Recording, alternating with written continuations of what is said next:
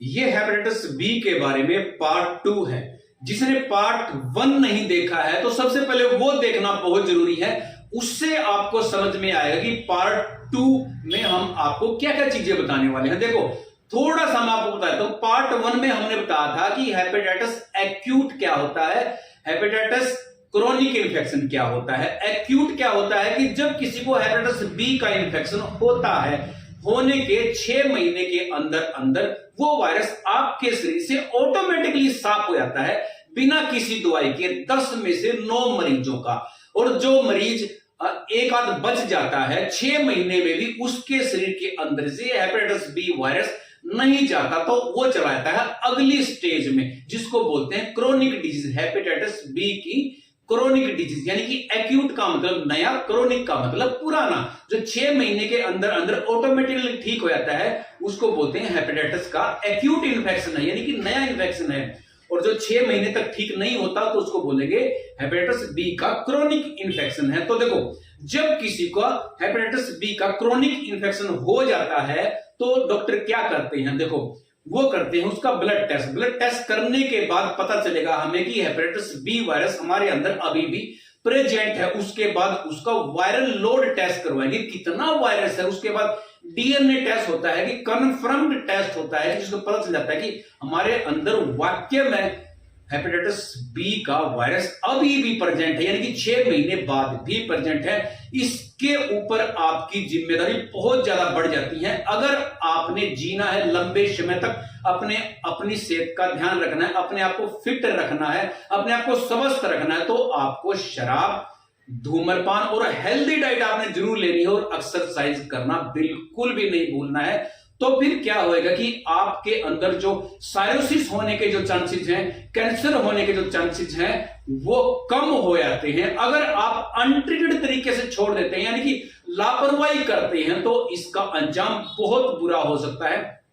20 में से 8 मरीज 5 साल के अंदर अंदर जिसको साइरोसिस हो सकता है, जो इंसान इलाज नहीं करवाता है, और 60% लोगों को कैंसर हो सकता है और 20% लोगों का लीवर फेल हो सकता है जो इलाज नहीं करवाते हैं 5 साल के अंदर अंदर। लेकिन एक अच्छी खबर भी है, ग्लेक्सो के नाम से एक कंपनी है जिसको जीएसके बोलते हैं। ये आमतौर पर आप किसी भी केमिस्ट शॉप पे जाओगे उसकी दवाइयां मिल जाती है। ये ब्रिटेन की कंपनी है। इसने क्या किया है, बीप्रोवर्सन के नाम से एक मेडिसिन बनाई है, यानी कि दवाई बनाई है बीप्रोवर्सन के नाम से।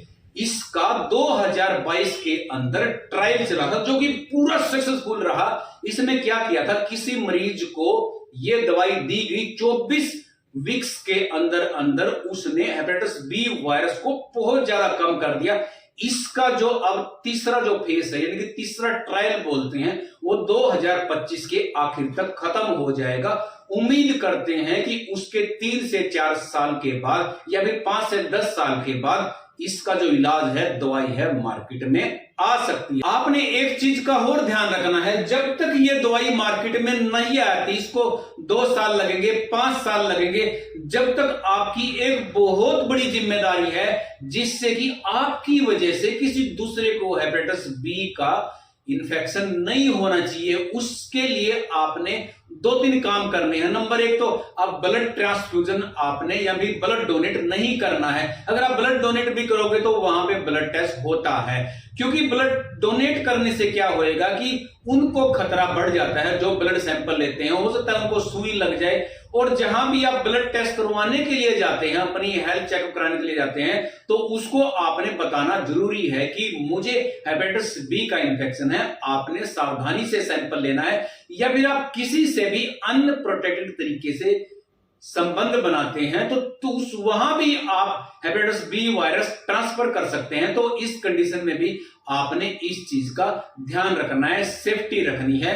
जब तक ये दवाई नहीं आती आपने अपनी सेहत का भी ध्यान रखना है, अपने आप को हेल्दी रखना है। आपने जैसे डाइट होती है उसमें थोड़ा मॉडिफाई करके या फिर एक्सरसाइज करके कुछ भी करके आपने अपने आप को स्वस्थ रखना है, क्योंकि 5 साल के अंदर हो सकता है ये दवाई मार्केट में आ जाए और आपके शरीर की जो बीमारी है, जो पीड़ा है, वो हमेशा के लिए खत्म हो जाए। तो दोस्तों, अगर आपको ये वीडियो अच्छी लगी है, जानकारी अच्छी लगी, तो इस वीडियो को लाइक करो, शेयर करो, सब्सक्राइब करो। तो फिर मिलेंगे किसी अच्छी सी वीडियो में। तब तक के लिए धन्यवाद।